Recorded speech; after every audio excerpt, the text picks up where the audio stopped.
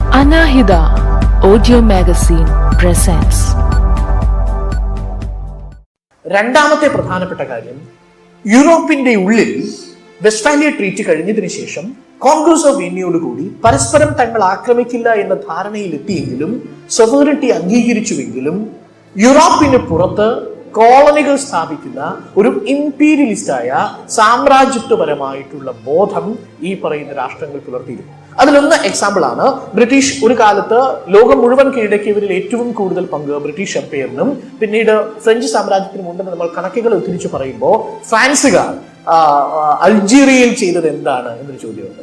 Algeria കീഴടക്കുന്ന France അവരുടെ ഏറ്റവും വലിയ സാമ്രാജ്യത്വം തുടങ്ങുന്നത് തന്നെ ആഫ്രിക്കയിലെ പല മേഖലകളും കീഴടക്കിക്കൊണ്ടാണ്. സ്വന്തം നാട്ടിൽ ലിബർട്ടി, ഇക്വാലിറ്റി, ഫ്രട്ടേണിറ്റി എന്ന മുദ്രാവാക്യം എഴുതിയ ഫ്രഞ്ച് ജനതയാണ്, ജനതയല്ല യഥാർത്ഥത്തിൽ എഴുതിയത്, ഫ്രഞ്ച് ബൂർഷ്വാസിയാണെന്ന് മറ്റൊരു ചരിത്ര വായനയുണ്ട്. അതവിടെ നിൽക്കട്ടെ, ആരാണ് ബൂർഷ്വാസി? അത് അമേരിക്കൻ ബൂർഷ്വാസി എഴുതിയപ്പോൾ right to liberty of property ആയി മാറി എന്ന മറ്റൊരു സമീർ അമീൻ എന്ന് പറയുന്ന അക്കാഡമിക് പഠനമുണ്ട്. ഇത് രണ്ടും അവിടെ നിൽക്കട്ടെ. ഇതിൽ ഫ്രാൻസ് അൾജീരിയ കീഴടക്കിയ സമയത്ത് അവരോട് ചെയ്ത ക്രൂരതകൾ ഫ്രട്ടേണിറ്റി എന്ന ആശയത്തിന് നിരക്കുന്നതായിരുന്നോ എന്നൊരു ചോദ്യമുണ്ട്. അപ്പൊ ഇരട്ടത്താപ്പുള്ള ഒരു നേഷൻ സ്റ്റേറ്റിന്റെ ഫോർമേഷൻ യൂറോപ്പിലും സംഭവിച്ചിട്ടുണ്ട്. അവരുടെ കോണ്ടിനെന്റിന്റെ ഉള്ളിൽ ഫ്രട്ടേണിറ്റിക്ക് പ്രാധാന്യം നൽകി ഒത്തുതീർപ്പുകൾക്ക് വിധേയമായ ഒരു ദേശരാഷ്ട്ര നിർമ്മിതി നടത്തിയിരുന്നുവെങ്കിൽ അവരുടെ കോണ്ടിനെന്റിന് പുറത്ത് ഇതേ രാഷ്ട്രങ്ങൾ വളരെ സാമ്രാജ്യത്വ അനുകൂലമായ നിലപാട് സ്വീകരിക്കുകയും സാമ്രാജ്യത്വ ശക്തികളായി മാറുകയും ചെയ്തിട്ടുണ്ട്. ഇത് ഇന്ത്യയുടെ കോണ്ടെക്സ്റ്റിൽ ഈ വിവിധ ചരിത്രഘട്ടങ്ങളെ ഒന്നുകൂടി നമുക്ക് വായിക്കാൻ ശ്രമിച്ചാൽ ഈ അർണം ഗോസ്വാമി എത്രമാത്രം ചരിത്ര ബോധ്യം കുറഞ്ഞ മനുഷ്യനാണ് എന്ന് നമുക്ക് ബോധ്യപ്പെടും. അല്ലെങ്കിൽ അർണം ഗോസ്വാമി എന്ന വ്യക്തി എന്ന നിലയിലല്ല, അർണം ഗോസ്വാമി പ്രതിദാനം ചെയ്യുന്ന ആശയങ്ങൾ എത്രത്തോളം ചരിത്ര വിരുദ്ധമാണെന്ന് ബോധ്യമാവും. നോക്കൂ, ഇന്ത്യയുടെ വിവിധ സാമ്രാജ്യങ്ങളുടെ, ഇന്ത്യയിൽ തന്നെ ഉണ്ടായ വിവിധ സാമ്രാജ്യങ്ങൾ പലപ്പോഴും അഗ്രൻഡീസീവായ അല്ലെങ്കിൽ നമ്മൾ പറയുന്ന അഗ്രൻഡൈസിംഗ് ആയ ശാക്തികമായ ദേശീയതയെ പ്രോത്സാഹിപ്പിച്ച കുഞ്ഞു കുഞ്ഞു സാമ്രാജ്യങ്ങളാണ്. അതിൽ തന്നെ നോക്കൂ, മൗര്യ എംപയർ. നമ്മൾ അതിൻ്റെ ഒരു കണക്കെടുത്ത് നോക്കിയാൽ ഇപ്പോഴത്തെ റിപ്പബ്ലിക് ഓഫ് ഇന്ത്യയുടെ 152% ടെറിട്ടറി മൗര്യൻ എംപയർ അന്ന് സ്വന്തമാക്കിയിട്ടുണ്ട്. ഇന്ത്യയുടെ പകുതിയും കൂടെ വയ്ക്കുന്നതാണ് മൗര്യ സാമ്രാജ്യത്തിന്റെ ടെറിട്ടറി എന്ന് പറയുന്നത്. ഏകദേശം 50 ലക്ഷം ചതുരശ്ര കിലോമീറ്റർ വരും. 32 ലക്ഷത്തി സംതിങ് ആണ് ഇന്ത്യയുടെ ടെറിട്ടറി എന്ന് പറയുന്നത്. ഏകദേശം 152 വരും. ഇത് മൗര്യ സാമ്രാജ്യത്തെ സ്ഥാപിച്ച ഒരാൾ ഇന്ന് വാദിക്കുകയാണ്, അന്ന് ഇന്ത്യക്ക് പുറത്തുള്ള ഭാഗത്തും ഉണ്ടായിരുന്ന രാഷ്ട്രീയ ശക്തി മൗര്യനായതുകൊണ്ട് ആ രാഷ്ട്രീയ ശക്തി ഉപയോഗിച്ച മതം എന്നുള്ളത് ബുദ്ധമതമായതുകൊണ്ട് 182% ഇന്ത്യ ഉൾപ്പെടുന്ന മറ്റു ഭാഗങ്ങളിലും പെട്ട രാഷ്ട്രത്തിന്റെ മതം യൂറോപ്പിന്റെ ദേശീയതയുടെ രൂപത്തെ മുൻനിർത്തി പറയുകയാണെങ്കിൽ അത് ബുദ്ധമതമാണ് എന്നുള്ള ന്യായീകരണത്തിൽ എത്തിക്കാൻ നമുക്ക് തടയാൻ കഴിയുമോ? 182 പ്രദേശങ്ങൾ, ദക്ഷിണേന്ത്യയിലെ ചില പ്രദേശങ്ങൾ, ചേര ചോള സാമ്രാജ്യങ്ങൾ ഒഴിച്ചു നിർത്തിയാൽ ഏകദേശം മൗര്യ സാമ്രാജ്യത്തിന്റെ ബുദ്ധമതത്തിന്റെ പ്രചരണം ആ കാലഘട്ടത്തിൽ ശക്തമായതുകൊണ്ട് യൂറോപ്പിൽ എങ്ങനെയാണോ മതാത്മക രാഷ്ട്രങ്ങൾ ഒരു രാഷ്ട്രമായി മാറിയത് അതേ യുക്തി ഇന്ത്യയിലേക്ക് ഉപയോഗിക്കുകയാണെങ്കിൽ ഇന്ത്യ ഒരു ബുദ്ധിസ്റ്റ് രാഷ്ട്രമല്ലേ ആ അർത്ഥത്തിൽ എന്ന വളരെ പ്രധാനപ്പെട്ട ചോദ്യമുണ്ട്. കുറച്ചു കഴിയുമ്പോഴാണ് ഗുപ്തന്മാര് ഇന്ത്യയുടെ ഏകദേശം അന്ന് 106% വരുന്ന ഏരിയ കീഴടക്കുന്നത്. ഗുപ്തന്മാരിലാണല്ലോ ഇന്ത്യ ഏതെങ്കിലും തരത്തിൽ ഒരു ഹിന്ദു എന്ന് പറയുന്ന, അന്ന് സമുദ്രഗുപ്തനോട് നിങ്ങൾ ചോദിക്കുകയാണ്, മിസ്റ്റർ സമുദ്രഗുപ്തൻ, നിങ്ങളൊരു ഹിന്ദു രാജാവാണോ എന്ന് ചോദിച്ചാൽ സമുദ്രഗുപ്തൻ യാതൊരു ധാരണയും ഉണ്ടാവാനുള്ള കഴിയില്ല. കാരണം ഹിന്ദു എന്നുള്ളത് ഒരു റിലീജിയസ് ആയ പദമായി ഉപയോഗിച്ചുവെന്ന് അൽബിറൂനി പോലും കരുതുന്നത് 11ാം നൂറ്റാണ്ടിലാണ്. അപ്പോ ഗുപ്ത സാമ്രാജ്യത്തിൽ ഉണ്ടായിരുന്ന സമുദ്രഗുപ്തനോട് മിസ്റ്റർ ഹിന്ദു റൂളർ എന്ന് സമുദ്രഗുപ്തനോട് ചോദിച്ചാൽ അദ്ദേഹം നിന്ന് അമ്പരക്കുകയുള്ളൂ. അദ്ദേഹത്തിന്റെ ഹിന്ദു എന്ന് പറയുന്ന ആശയം ബുദ്ധനെയും ജൈനനെയും അന്ന് ഉണ്ടായിരുന്ന വ്യത്യസ്ത മതവിഭാഗങ്ങളെയും പ്രതിനിധാനം ചെയ്യുന്ന ഒരു ജോഗ്രഫിക്കൽ ടെറിട്ടറിയുടെ പേരായിട്ടാണ് ഒരുപക്ഷെ സമുദ്രഗുപ്തൻ മനസ്സിലാക്കിയിട്ടുണ്ടാവുക. അപ്പോൾ സമുദ്രഗുപ്തന് പോലും അറിയില്ല താൻ ഹിന്ദുവാണ് എന്നുള്ളത്. പക്ഷെ നമ്മളിപ്പോ പറയുന്നു സമുദ്രഗുപ്തൻ ഹിന്ദുവാണ്, അമ്മാവൻ ഹിന്ദുവാണ്. അമ്മാവൻ പറയുന്നു ഞാൻ ഹിന്ദു അല്ല. അമ്മാവൻ ഹിന്ദു ആണെന്ന് നമ്മൾ ഉറപ്പിച്ചു പറയുന്നു. പക്ഷെ അമ്മാവൻ ഉറപ്പിച്ചു പറയുന്നു ഹിന്ദു എന്ന് നീ ഉദ്ദേശിച്ച എന്താണെന്ന് എനിക്ക് മനസ്സിലാവുന്നില്ല എന്ന് പറയുന്നു. ഇതാണ് അടിസ്ഥാനമായി ഗുപ്ത സാമ്രാജ്യത്തിൽ നടക്കുന്നത്. അതിനുശേഷം ഡൽഹി സുൽത്താനേറ്റ് ഏകദേശം ഇന്ന് ഇന്ത്യയുടെ 97% ഭരിച്ച ഡൽഹി സുൽത്താനേറ്റ് വരുമ്പോഴും ഇതേ മതാത്മകമായൊരു ബോധം രാഷ്ട്രീയ ശക്തിയായിട്ട് വരുന്നുണ്ട്. പിന്നീട് മുഗൾ എംപറേഴ്സ് ആണ്. ഏകദേശം 122% ഭരിച്ച മുഗൾ എംപറേഴ്സിന്റെ സാന്നിധ്യമുണ്ട്. അപ്പൊ ചുരുക്കത്തിൽ നോക്കിയാൽ ഇന്ത്യയിൽ എവിടെയാണ് ദേശീയതയ്ക്ക് ആധാരമായ ഒരു മതബോധത്തെ ഈ ഹിന്ദുത്വ ശക്തികൾ അർണം ഗോസ്വാമിയുടെ സംഘം കണ്ടെത്തുന്നത്? അത് ഗുപ്ത സാമ്രാജ്യത്തിലാണെങ്കിൽ അപകടമുണ്ട്. ആ അപകടമാണ് ഞാൻ അടുത്ത ഒരു സ്ലൈഡിൽ പറയുന്നത്. ഗുപ്ത കാലഘട്ടത്തിൽ അങ്ങ് ഉറച്ചുപോയി. മൗര്യ സാമ്രാജ്യത്തിൽ ഉറയ്ക്കാത്തതും ഗുപ്ത സാമ്രാജ്യത്തിൽ മാത്രം ഉറയ്ക്കുന്നതും അതിനുശേഷം വന്ന ഡൽഹി സുൽത്താനേറ്റിലോ മുഗൾ സാമ്രാജ്യത്തിലോ ഉറയ്ക്കാത്തതുമായ മതം ഗുപ്ത സാമ്രാജ്യ കാലഘട്ടത്തിൽ 3, 4, 5 നൂറ്റാണ്ടുകളിൽ ഉറച്ചു എന്ന് കരുതുക. അങ്ങനെ അവരുടെ വിശ്വാസമായിട്ട് നമ്മൾ കരുതിയാൽ പോലും ഗുപ്ത സാമ്രാജ്യത്തിൽ ഉറച്ചുപോയ ഹിന്ദു വിഭാഗത്തിൽപ്പെട്ട ആളുകൾ, ആ ബെൽറ്റാണ് ഞാൻ താഴെ കാണിച്ചിരിക്കുന്ന പച്ചഭാഗം, അന്നുണ്ടായിരുന്ന ഗുപ്ത സാമ്രാജ്യത്തിന്റെ ഒരു ഏരിയ ആണ്. വളരെ ഹാഡ്കോർ ഹിന്ദു ആയിട്ടുള്ള ബിലീഫുകളും വിശ്വാസങ്ങളും ഉണ്ട് എന്ന് പ്രചരണം വിനിമയം ചെയ്യപ്പെട്ടു എന്ന് കരുതുന്ന ഒരു മധ്യഭാഗമുണ്ട്.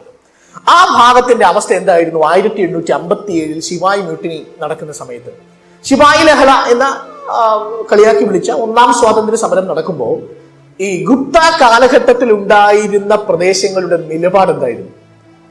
നമ്മളുടെ മേവാർ അടക്കം, ഈ മേവാർ എന്ന് പറയുന്നത് ഇപ്പോൾ വളരെ പത്മാവതി സിനിമയുമായി ബന്ധപ്പെട്ട ചരിത്രത്തിന്റെ ഭാഗമായിരിക്കുകയാണ്. ചിറ്റാറിലെ രാജ്ഞിയാണ് പത്മാവതി എന്ന് പറയുന്നു. അത് എഴുതിയ കവി അന്തം വിട്ടു നിൽക്കുകയാണ്. അദ്ദേഹം ജീവിക്കുകയാണെങ്കിൽ എന്താണ് ഈ പറയുന്ന ജെയ്സി എന്ന് പറയുന്ന മുഹമ്മദ് ജെയ്സി എന്ന് പറയുന്ന സൂഫി പോയറ്റ് 1540 എഴുതിയ ഒരു പാവം കവിതയാണ് ഈ പറയുന്ന സംഭവം. നിങ്ങൾ ഇതേ ലോജിക്ക് വെച്ച് നമ്മളുടെ സിനിമയുണ്ടല്ലോ, അടുത്ത കാലത്ത് സൂപ്പർ ഹിറ്റ് ആയിട്ട് ഓടിയ ബാഹുബലി എന്ന സിനിമ, ഒരു 50 വർഷമോ ഒരുപക്ഷെ ഈ വേഗത 1540 എഴുതിയ കവിതയാണ് 2017 വിവാദമാവുന്നതെന്ന് ആലോചിക്കണം.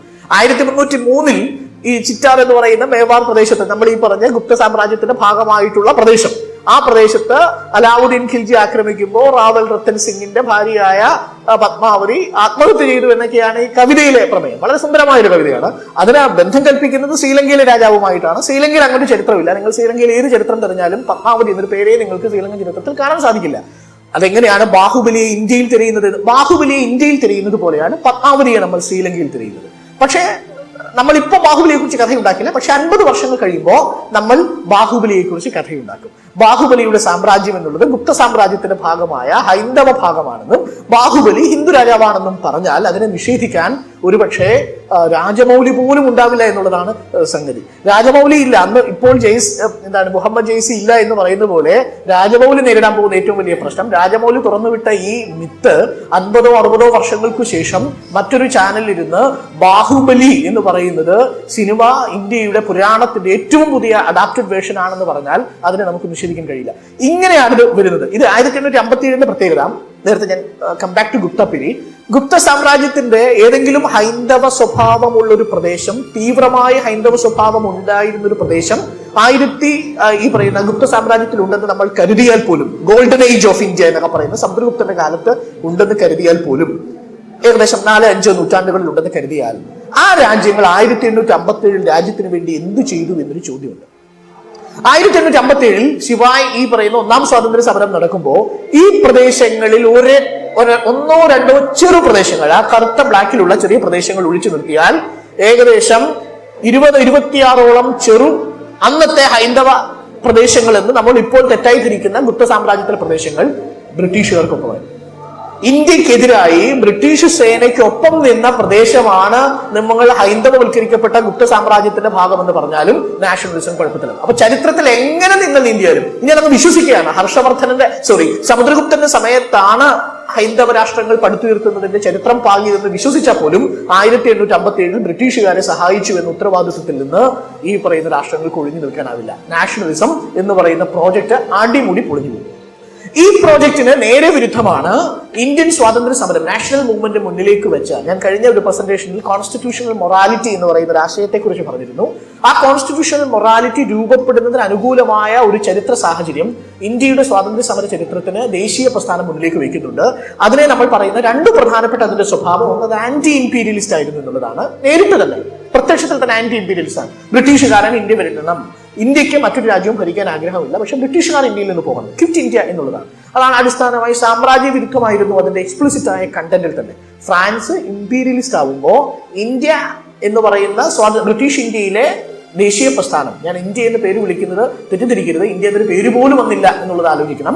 ദേശീയ പ്രസ്ഥാനം, നാഷണൽ മൂവ്മെന്റ് എന്ന് പറയുന്നത് ഇന്ത്യൻ ദേശീയ പ്രസ്ഥാനം എന്ന ഇന്ത്യയും പാകിസ്ഥാനും ബംഗ്ലാദേശും അഫ്ഗാനിസ്ഥാനും ഒക്കെ ഉൾപ്പെടുന്ന ഈ പ്രദേശത്തിന്റെ ഇന്ത്യൻ ദേശീയ പ്രസ്ഥാനം ഇൻക്ലൂസീവായി നിന്നു എന്നുള്ളതാണ് യൂറോപ്പിന്റെ പശ്ചാത്തലത്തിൽ നിന്ന് വ്യത്യസ്തമായിട്ടുള്ളത്. ഒരു സാഹില്യ സ്വഭാവം ഉണ്ടായിരുന്നു. അതിൽ ദളിത് ഉണ്ടായിരുന്നു, അതിൽ ട്രൈബൽ പെട്ടവരുണ്ടായിരുന്നു, അതിൽ മുസ്ലിങ്ങൾ ഉണ്ടായിരുന്നു, ക്രിസ്ത്യാനികൾ ഉണ്ടായിരുന്നു. അങ്ങനെ പൂർണ്ണമായും ഒരു ദേശീയ പ്രസ്ഥാനം ഒരുമിപ്പിച്ചു നിർത്തിയ ബോധമാണ് സാമ്രാജ്യത്വ കാലത്ത് ഇന്ത്യയിൽ ദേശീയ വികാരം ഉണരാൻ പ്രേരിപ്പിച്ചത്. ഏതെങ്കിലും തരത്തിൽ ദേശീയ വികാരം ഉണരാൻ പ്രേരിപ്പിച്ചതെങ്കിൽ അതിൽ പത്രങ്ങൾ നിർണായകമായ സ്വാധീനം ചെയ്തിട്ടുണ്ട്. യൂറോപ്പിൽ പത്രങ്ങൾ വിരുദ്ധമായൊരു കാര്യമാണ് ചെയ്തത്. യൂറോപ്പിൽ ഭൂരിപക്ഷ മതത്തിന് അനുകൂലമായി പത്രങ്ങൾ അച്ചടിച്ചപ്പോ, യൂറോപ്പിൽ അവിടുത്തെ മുതലാളിത്ത വിഭാഗത്തിന് അനുകൂലമായി പത്രങ്ങൾ അച്ചടിച്ചപ്പോ, യൂറോപ്പിൽ സാമ്രാജ്യത്തിന് അനുകൂലമായിട്ട് പത്രങ്ങൾ അച്ചടിച്ചപ്പോ, ഇന്ത്യയിലെ പത്രങ്ങൾ ചരിത്രപരമായ കാരണങ്ങളാൽ സ്വീകരിച്ച നിലപാട് ഇത് വിരുദ്ധമാണ്. പകരം ഒരുമിച്ച് നിൽക്കുന്ന സാകല്യ ദർശനത്തോടു കൂടി എല്ലാവരെയും ഒരുമിച്ച് കൊണ്ടുപോകുന്ന ഒരു ദർശനം ഇന്ത്യയിലെ പത്രങ്ങൾ, അത് അഗസ്റ്റസ് ഹിക്കിയുടെ പത്രം എടുത്ത് നോക്കിയാലും, സമ്പത്ത് കൗമുദി എന്ന രാജാറാം മോഹൻ റായിയുടെ പത്രം എടുത്ത് നോക്കിയാലും അതിൽ അല്പമെങ്കിലും ഹിന്ദുത്വ വോളട്ടൈൽ ഫോഴ്സ് കാണാൻ സാധിക്കുന്നത് മറാത്ത കേസരി തുടങ്ങിയ ബാലഗംഗാധര തിലകന്റെ വളരെ വലതുപക്ഷം നിറഞ്ഞ പ്രസിദ്ധീകരണങ്ങൾ മാത്രമാണ്. പക്ഷേ അതും വളരെ ഗോപ്യമായി മാത്രമേ അതും അവതരിപ്പിച്ചിരുന്നു. ഞാനിവിടെ ഒന്ന് വളരെ പെട്ടെന്ന് ചർച്ചയുടെ രണ്ടാമത്തെ ഘട്ടത്തിലേക്ക് ഒന്ന് പോവാണ്. എനിക്കൊന്ന് ഇതിനൊരു തിയററ്റിക്കൽ ബാക്ക്ഗ്രൗണ്ട് ഞാൻ പറഞ്ഞു വെച്ചതുകൊണ്ട് ബാക്കിയുള്ള കാര്യങ്ങൾ കുറച്ചുകൂടി നമുക്ക് എളുപ്പമാവും. വളരെ ബുദ്ധിമുട്ടേറിയ സങ്കീർണമായൊരു പ്രശ്നമാണ് ഈ ദേശീയത ഇന്ത്യയിൽ എങ്ങനെയാണ് രൂപപ്പെട്ടെന്ന് അറിയണമെങ്കിൽ. അതുകൊണ്ട് ഈ ഹർഷ ഗുപ്ത കാലഘട്ടമൊക്കെ മറന്നേക്കുക. ഇന്ത്യയിൽ നമ്മൾ ഇന്ന് കാണുന്ന ദേശീയതയുടെ അടിസ്ഥാനമായ പ്രത്യയശാസ്ത്ര നിർമ്മിതി നടക്കുന്നത്, ആശയപരമായ ഹിന്ദുത്വം എന്ന് പറയുന്നത് നടക്കുന്നത് അധികം വർഷങ്ങളായിട്ടില്ല. അതിന്റെ 100ാം വർഷം നമ്മളിപ്പോൾ 3 വർഷത്തിന് ശേഷം ഒരുപക്ഷെ ഇന്ത്യയിൽ ആചരിക്കപ്പെടുന്നുണ്ടാവും. 1920-ലാണ്. 1920-ൽ വി.ഡി. സവർക്കർ മഹാരാഷ്ട്രയിലെ രത്നഗിരിയിലുള്ള ജയിൽവാസ കാലത്താണ് ഹു ഈസ് ഹിന്ദു എന്ന് പറയുന്നത്, ഹിന്ദുത്വ ഹു ഈസ് ഹിന്ദു എന്ന ഒരു പുസ്തകം എഴുതുന്നത്. ഹു ഈസ് എ ഹിന്ദു എന്ന പുസ്തകം എഴുതുന്നത് 1920-ലാണ്. വി.ഡി. സവർക്കർ എഴുതിയ ഈ പുസ്തകത്തിലാണ് ആദ്യമായി ഹിന്ദു രാഷ്ട്രം എന്ന് പറയുന്ന ആശയം കോൺക്രീറ്റ് ചെയ്യപ്പെടുന്നത്. അതിനു മുമ്പ് ആരും ഹിന്ദു രാഷ്ട്രത്തെ കുറിച്ച് ആലോചിച്ചിട്ടില്ല. കാരണം നിങ്ങൾക്ക് ആലോചിക്കാൻ കഴിയില്ല, ചോളന്റെ അടുത്തും ഈ പറയുന്ന പല്ലവന്മാരെടുത്തും ഈ പറയുന്ന കുഷാണന്മാരെടുത്തും ഹൂണന്മാരെടുത്തും ഗുപ്തന്മാരെടുത്തും പോയി ഹിന്ദു രാഷ്ട്രം എന്ന് പറഞ്ഞാൽ അവർക്ക് മനസ്സിലാക്കില്ല എന്നുള്ളതാണ് അതിന്റെ കോമൺ ആയിട്ടുള്ള സെൻസ്. പകരം ഹിന്ദു എന്ന് ലോകം മനസ്സിലാക്കി തുടങ്ങുന്നത്, ഹിന്ദു രാഷ്ട്രം എന്ന് പറയുന്ന ഒരു ആശയം തന്നെ ഉണ്ടാവുന്നത് VD. Savarkar Hindutva who is A Hindu എന്ന പുസ്തകത്തിന്റെ വരവോടുകൂടിയാണ്. പക്ഷെ ഇതിനൊരു ചെറിയ ചരിത്രമുണ്ട്. ആ ചെറിയ ചരിത്രത്തിൽ രാജാറാം മോഹൻ റായിയും സ്വാമി ദയാനന്ദ സരസ്വതിയും ഉണ്ട്. രാജാറാം മോഹൻ റായി 1828-ൽ തന്റെ ബ്രഹ്മസമാജം തുടങ്ങുമ്പോൾ നമ്മൾ ചിലരെങ്കിലും തെറ്റായി തിരിക്കുന്നത് പോലെ നാസ്തികനല്ലാത്ത രാജാറാം മോഹൻ റായി, നാസ്തികനായിരുന്നില്ല രാജാറാം മോഹൻ റായി. രാജാറാം മോഹൻ റായി കറകളഞ്ഞ ഹിന്ദു വിശ്വാസിയായിരുന്നു. പക്ഷേ ഹിന്ദു വിശ്വാസത്തിൽ ഉണ്ടായിരുന്ന മാമൂലുകളെ റിഫോം ചെയ്യണമെന്ന് ആഗ്രഹിക്കുന്ന ഒരു ബെറ്റർ ഹിന്ദു സൊസൈറ്റി ആഗ്രഹിച്ചിരുന്ന മനുഷ്യനാണ് ഈ പറയുന്ന രാജാറാം മോഹൻ റായി. സതി നിരോധിക്കാൻ കൂട്ടുനിന്നിട്ടുണ്ട്, ശൈശവിവാഹം നിരോധിക്കാൻ കൂട്ടുനിന്നിട്ടുണ്ട്, വിധവാ വിവാഹം പ്രോത്സാഹിപ്പിക്കാൻ കൂട്ടുനിന്നിട്ടുണ്ട്. പക്ഷേ ഹിന്ദു മതത്തെ തള്ളിപ്പറയാൻ രാജാറാം മോഹൻ റായി തയ്യാറായിരുന്നില്ല. അദ്ദേഹം ഹിന്ദു മതത്തിലെ ഇത്തരത്തിലുള്ള അനാചാരങ്ങളെയും മാമൂലുകളെയും എതിർത്ത രാജാറാം മോഹൻ റായി ബ്രഹ്മസമാജ് 1828-ൽ സ്ഥാപിക്കുന്നത് റിഫോമിസ്റ്റ് ഓർഗനൈസേഷൻ എന്ന നിലയിലാണ്, ഒരു എത്തിസ്റ്റ് ഓർഗനൈസേഷൻ ആയിട്ടല്ല. അപ്പോൾ റിഫോമിസ്റ്റ് ഓർഗനൈസേഷൻ ആയ ബ്രഹ്മസമാജ് നവീകരിച്ച ഹിന്ദു എന്ന ആശയം മുന്നിലേക്ക് വയ്ക്കുന്നു. ഇത് നന്നായി ഉപയോഗിച്ച മനുഷ്യനാണ്, ഇതിന്റെ മൈലേജ് ഏറ്റവും നന്നായി ഉപയോഗിച്ച മനുഷ്യന്റെ പേരാണ് സ്വാമി ദയാനന്ദ സരസ്വതി. 1875-ൽ ബ്രഹ്മസമാജിനെ നേരെ തലകുത്തനെ നിർത്തി അങ്ങനെ പരിഷ്കരിക്കപ്പെടേണ്ടതല്ല, റിവൈവ് ചെയ്യേണ്ടതാണ് ഹിന്ദുയിസം എന്ന ആശയത്തിലേക്ക് കൊണ്ടുവരുന്നത്. റിഫോമിസ്റ്റ് ആയിരുന്നു ബ്രഹ്മസമാജെങ്കിൽ റിവൈവലിസ്റ്റ് ആയിരുന്നു ആര്യസമാജം. ആര്യസമാജം ദയാനന്ദ സരസ്വതി ചെയ്ത ഏറ്റവും വലിയ പാതകം, ദയാനന്ദ സരസ്വതി പറയുന്നു, വർണ്ണാശ്രമ ധർമ്മത്തെ കളയേണ്ടതല്ല, കാസ്റ്റ് സിസ്റ്റത്തെ കളയേണ്ടതല്ല, അതിനെ ഇന്റർപ്രറ്റ് ചെയ്യാൻ ആവശ്യമായ ഒരു പ്രത്യയശാസ്ത്ര പദ്ധതി ഇല്ലാതെ പോയതാണ് കുഴപ്പം. അതുകൊണ്ട് നമ്മൾ അതിനനുകൂലമായ പ്രത്യയശാസ്ത്ര പദ്ധതി തയ്യാറാക്കണം. സ്വാമി ദയാനന്ദ സരസ്വതിയുമായി വി.ഡി. സവർക്കർ നടത്തുന്ന കൂടിക്കാഴ്ച വളരെ രസകരമാണ്. സ്വാമി ദയാനന്ദ സരസ്വതിയുടെ വർക്കുകൾ, പ്രത്യേകിച്ച് സത്യാർത്ഥ പ്രകാശം പോലെയുള്ള വർക്കുകൾ വി.ഡി. സവർക്കർ ഇൻസ്പയർ ചെയ്യപ്പെടുകയും അതിൽ നിന്നാണ് ഈ പറയുന്ന ഹിന്ദു രാഷ്ട്രം എന്ന ആശയത്തിലേക്ക് വി.ഡി. സവർക്കർ എത്തുന്നത്. വി.ഡി. സവർക്കറുടെ ഈ ആശയം ഏറെക്കാലം ഒന്നും ചർച്ച ചെയ്യപ്പെടേണ്ടി വന്നില്ല. 5 വർഷത്തിനുള്ളിൽ തന്നെ വി.ഡി. സവർക്കറുടെ ഈ പുസ്തകത്തെ അധികരിച്ചുകൊണ്ടുള്ള ഒരു ടെക്സ്റ്റ് വരികയും ചെയ്തു, ഒരു സംഘടന രൂപപ്പെടുകയും ചെയ്തു. നമ്മൾ അതിനെ വിളിക്കുന്നത് RSS എന്നാണ്. 1925 100 വർഷങ്ങൾ കഴിയുമ്പോൾ, RSS സ്ഥാപിതമായി 100 വർഷങ്ങൾ കഴിയുമ്പോൾ വി.ഡി. സവർക്കറുടെ ഹിന്ദു രാഷ്ട്രം എന്ന ആശയം പ്രാവർത്തികമാകുമോ എന്നതാണ് നമ്മുടെ മുമ്പിലുള്ള ഏറ്റവും പ്രധാനപ്പെട്ട ഒരു മെറ്റീരിയലിസ്റ്റിക് ആയിട്ടുള്ള ചോദ്യം. ഈ VD സവർക്കർ മുന്നിലേക്ക് വെച്ച ഹിന്ദു രാഷ്ട്രത്തിന് എങ്ങനെയാണ് രാജാറാം മോഹൻ റായിയും ബ്രഹ്മസമാജും ആര്യ സമാജും എങ്ങനെയാണ് വെള്ളം കോരിയത് എന്നാണ് നമ്മൾ കണ്ടത്. പക്ഷേ ഇതിന് വെള്ളം കോരിയ മനുഷ്യരിൽ മറ്റൊരു മനുഷ്യനുണ്ട്. ആ മനുഷ്യന്റെ പേര് ഹെഡ്ഗേവാർ എന്നാണ്. പക്ഷെ ഹെഡ്ഗേവാറും ഗോൾവാൾക്കറും അടക്കമുള്ള RSSന്റെ അന്നത്തെ നേതാക്കൾ സ്വീകരിച്ചൊരു സംയമനം ഉണ്ടായിരുന്നു. സ്ട്രാറ്റജിക്കലായ ഒരു സംയമനം എന്ന് പറയുന്നത് രാഷ്ട്രീയമായി ഒരിക്കലും ഒരു തെരഞ്ഞെടുപ്പിന്റെ പാതയിലേക്ക് രാഷ്ട്രീയമായി ഞങ്ങൾ സംഘടിക്കില്ലെന്നും രാഷ്ട്രീയ വ്യവഹാരങ്ങളിൽ നിന്ന് അകലം പാലിച്ചുകൊണ്ട് ഗ്രാസ് റൂട്ട് ലെവലിൽ സാമൂഹികമായ ഒരു പ്രത്യയശാസ്ത്രത്തിന്റെ പ്രചരണത്തിനാണ് RSS അന്ന് പ്രാമുഖ്യം കൊടുക്കുന്നത്. അതുകൊണ്ട് തന്നെ 1950 വരെ RSSനെ നിങ്ങൾക്ക് തെരഞ്ഞെടുപ്പിന്റെ രാഷ്ട്രീയത്തിൽ കാണാൻ കഴിയില്ല. ഹിന്ദു മഹാസഭയുണ്ടെങ്കിലും ഹിന്ദു മഹാസഭ വളരെ ദുർബലമായിട്ടാണ് പ്രവർത്തിച്ചിരുന്നത്. പക്ഷേ RSSന്റെ അടിത്തട്ട് വളരെ ശക്തമായി പ്രചാരകയിലൂടെ അടിത്തട്ടില് വളരെയധികം കൃത്യമായ നെറ്റ്വർക്കിംഗ് RSS ഉണ്ടാക്കിയിരുന്നു എന്ന് വേണം അനുമാനിക്കാൻ.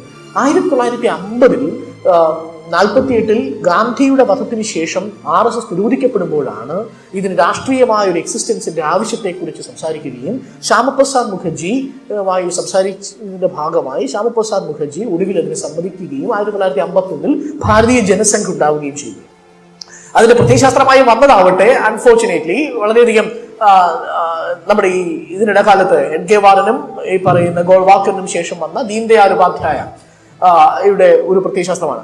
VD സവർക്കറുടെ ആശയത്തെ മുന്നിലേക്ക് കൊണ്ടുപോയ ആശയമാണ് ഇന്റഗ്രൽ ഹ്യൂമനിസം എന്ന് നമ്മൾ കരുതുന്ന ദ സോ കോൾഡ് ദീൻദയാൽ ഉപാധ്യായയുടെ ഐഡിയോളജി.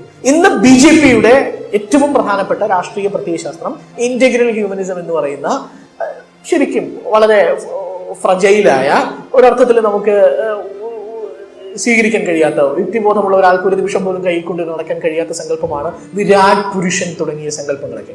ഇതാണ് ഇന്റഗ്രൽ ഹ്യൂമനിസത്തിന്റെ കഥ. ഇത് അടിസ്ഥാനമായി മറ്റൊന്നുമല്ല, വളരെ കൃത്യമായി വളരെ സത്യസന്ധമായി VD സവർക്കർ എന്ന നാസ്തികൻ എഴുതി വെച്ചു, ഖിലാഫത്ത് പ്രസ്ഥാനത്തിൽ മുസ്ലിങ്ങളെ സംഘടിക്കുന്നത് കണ്ടുപഠിക്കണം ഹിന്ദുക്കൾ.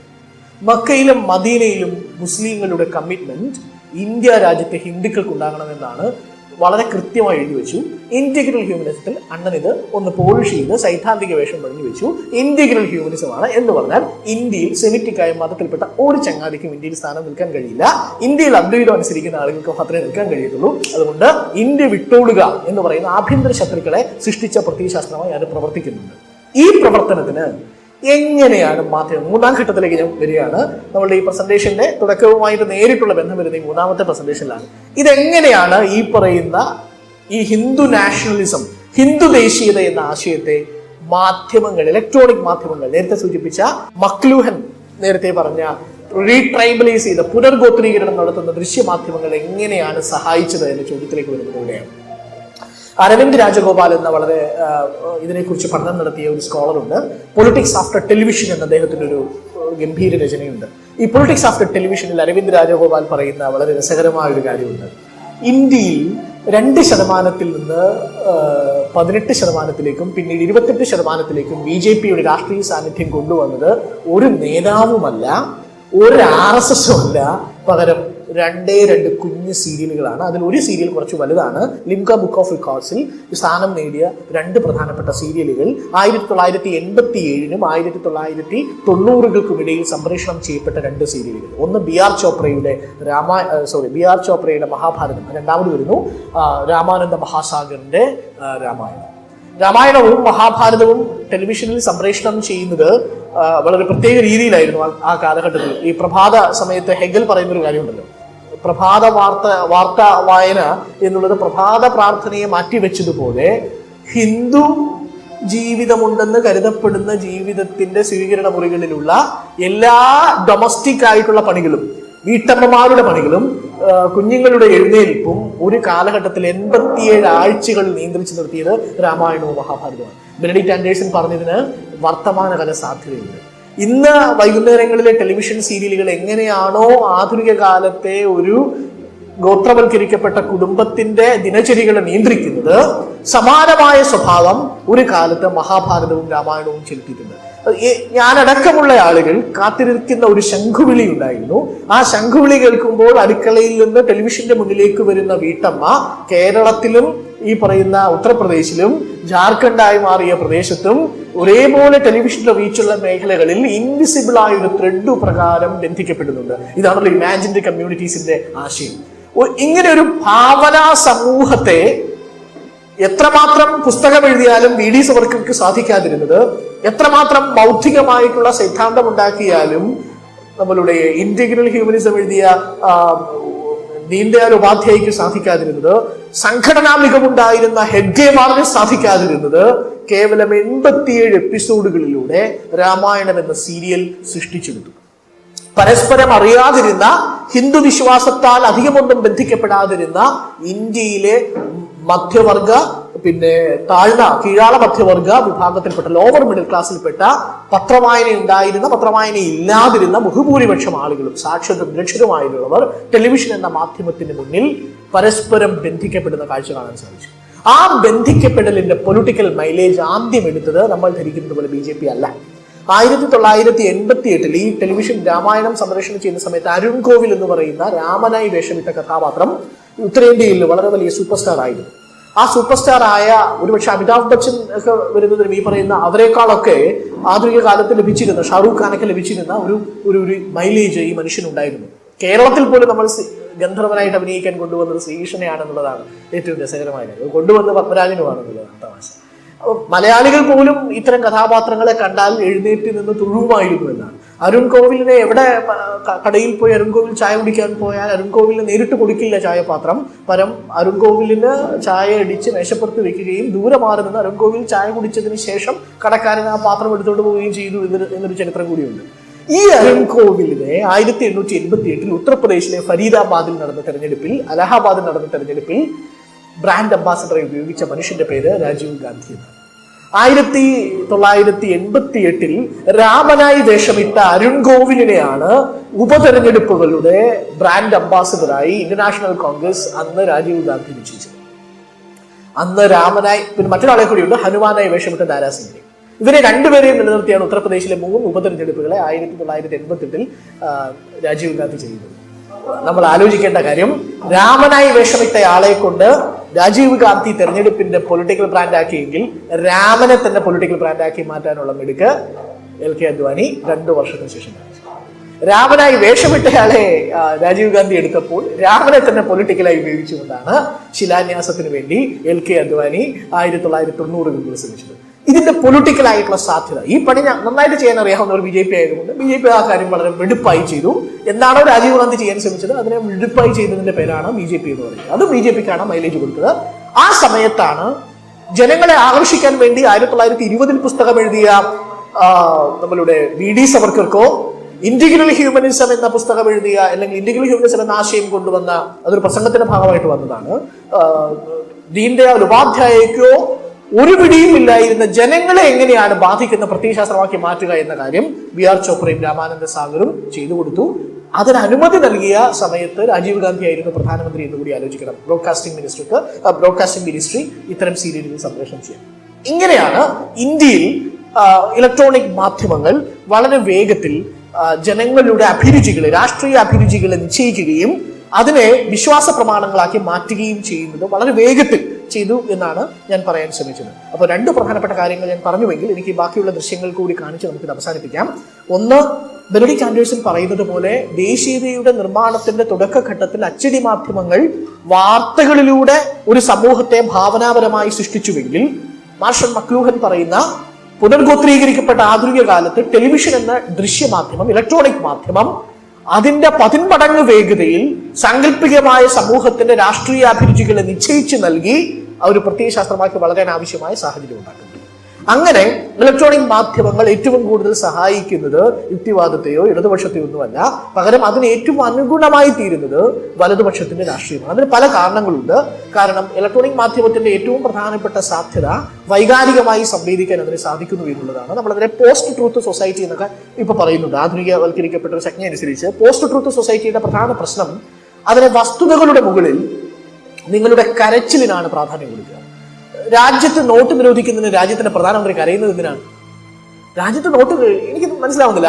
ഈ അടിയന്തരാവസ്ഥ കാലത്ത് നോട്ട് നിരോധിച്ചപ്പോഴും മൊറാർജി ദേശായിയോ ചരൺ സിംഗോ ഏതെങ്കിലും ഒരു പ്രത്യേക രാഷ്ട്രീയ പോളിസി കൊണ്ടുവരുമ്പോൾ ജനങ്ങളുടെ മുമ്പിൽ പൊട്ടിക്കരഞ്ഞതായിട്ട് കാണാൻ കഴിയുന്നില്ല. ആകെ വിതുമ്പിപ്പോയത് ഒരേ ഒരു പ്രധാനമന്ത്രി മാത്രമാണ്. അത് നമ്മളുടെ രാഷ്ട്രപിതാവ് മരിക്കുന്ന സമയത്ത് അർദ്ധരാത്രിയിൽ വെളിച്ചം പൊലിഞ്ഞു എന്ന വളരെ വൈകാരികമായ പ്രസംഗം നടത്തിയ ഒരു മനുഷ്യനാണ്. ഹൃദയത്തിൽ തട്ടിയാണ് നെഹ്റു എന്ന് സംസാരിച്ചത്. പക്ഷെ ഗോവയുടെ കടപ്പുറത്ത് അങ്ങനെ ഒരു സംസാരമാണോ നമ്മൾ കണ്ടത്? നോട്ട് നിരോധിച്ചതിന് ശേഷം പൊട്ടിക്കരയുന്നത്. പക്ഷെ പൊട്ടിക്കരയുന്ന ചിത്രം ഇലക്ട്രോണിക് മാധ്യമങ്ങളെ സംബന്ധിച്ച് വളരെ രസകരമായ മൂല്യമുള്ള ചിത്രമാണ്. അതിനൊരു കമ്മ്യൂണിക്കേറ്റീവ് വാല്യൂ ഉണ്ട്. ആ വാല്യൂ ആണ് നിരന്തരം നമ്മളുടെ മുന്നിലേക്ക് ഇങ്ങനെ പറഞ്ഞുകൊണ്ടിരിക്കുന്നത്. ആ വാല്യൂവിന്റെ ഭാഗമായിട്ടാണ് ആ വാല്യൂവിനെ പറ്റിയ ഈ ചിത്രങ്ങൾ ഇടതുപക്ഷത്തിന് നിർഭാഗ്യവശാൽ സൃഷ്ടിക്കാൻ കഴിയുന്നില്ല.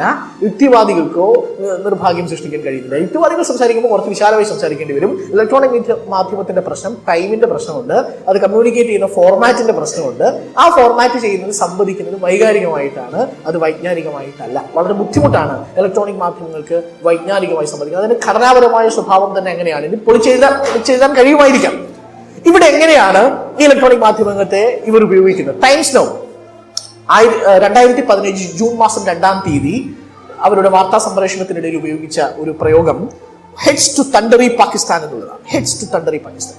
അപ്പോൾ വിചാരിച്ചത് പാകിസ്ഥാനിലേക്ക് ആരെങ്കിലും പോകാൻ വേണ്ടിയാണ് ഈ വാർത്ത അവർ കൊടുത്തിരിക്കുന്നത്. പക്ഷെ വാർത്ത കുറച്ചുകൂടി ശ്രദ്ധിച്ചപ്പോഴാണ് മനസ്സിലായത് ഈ തണ്ടറി പാകിസ്ഥാൻ എന്ന് വിശേഷിപ്പിച്ചത് നമ്മുടെ ഈ കൊച്ചു കേരളത്തെയാണ്.